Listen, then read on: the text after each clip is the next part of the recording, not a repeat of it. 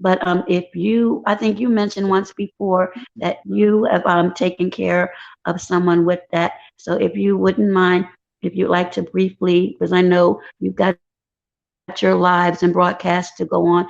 And again, thank you so much for jumping on really quick. If you'd like to educate the panel about how this has affected you directly as being a caretaker, because I believe you had to do that for a short period of time.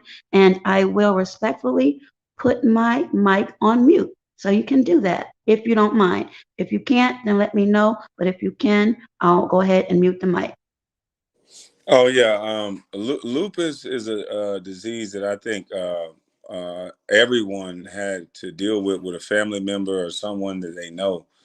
So my personal story is my niece, her mother died of lupus while she was still in high school.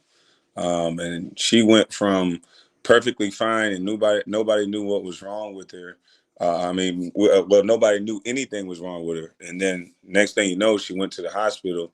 She was diagnosed with lupus, and then within a couple of months, she had lost a lot of weight. And this is back in the '90s or early 2000s.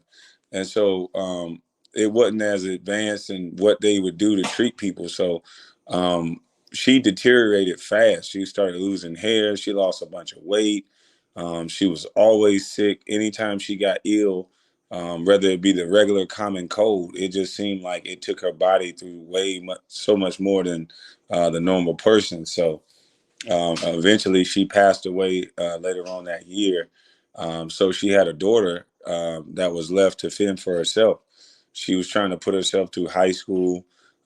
She was trying to be strong and didn't want any help because, she was at the age, she was 17 years old. So you kind of couldn't tell a 17-year-old what to do. But then the state was going to step in and force her to go into a home or with a family member. So I stepped up and I let her stay with me for her senior year. And then, she definitely had a rough time because it was just so quick.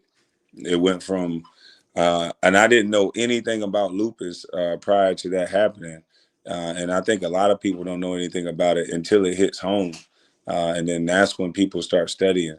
But I don't know if it's hereditary. So somebody else, I don't want to speak out of turn on that one.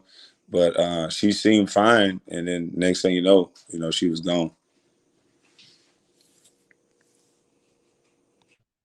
Absolutely, and that's what happens. People don't realize that after diagnosis, we don't know how long this has been in our systems, and by the time certain treatments, and again, there is no cure, and a lot of things is unfortunately what we call as band-aids to just cover it and fix for right now, but we don't know the damage it's already caused. And a lot of people are like, well, we just found out about it. Well, unfortunately, a lot of people just find out about it, but it may have been dormant in our systems for a lot longer, but we don't know that until we actually have all of the tests done. And by then, unfortunately, as you just mentioned, and my condolences to you, it's too late then. Yeah, it was definitely too late. And then it was just, everybody was just shocked how fast she went from, it just seemed like yesterday she was partying and living it up and working and planning vacations and planning out her future. And then just short, weeks and months later, she's 60 pounds lighter.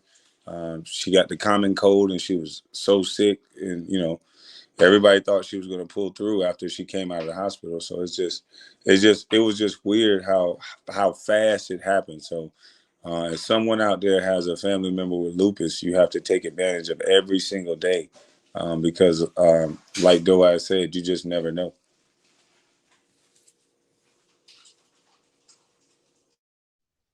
Absolutely. And I thank you, Kwame, for sharing that because, again, lupus, and I will say this again, and I hope everyone, and this is to those who have been very evil and cruel, again, the Creator, in my opinion, renders last judgment, but lupus does not discriminate. Okay, it does not matter whether you are a celebrity, whether you are a judge, doctor, a regular person. It does not matter the zip code. It doesn't matter your demographic.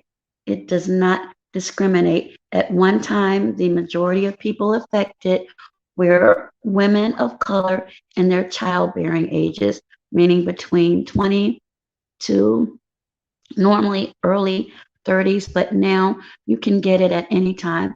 There are women in the military that are coming back that are being diagnosed with lupus. Men, as I mentioned earlier, Nick Cannon has it. Snoop Dogg's daughter has it. Tony Braxton, who's from the DMV, um, has that. Lady Gaga's family member has it. So there are many, many people out here. Selena Gomez as well, and I mentioned earlier, had a kidney transplant due to that. There are many, many people with this. So again, it's very important that if you have any of the symptoms, and I've put it up and I'll place those up again and I'll put it in my description. Please do not hesitate to go to the physician to have these done because it's an autoimmune disease, which basically, I'll just break it down like a fraction. Your good cells cannot differentiate from the bad cells, so they attack one another. Um, Almost like, but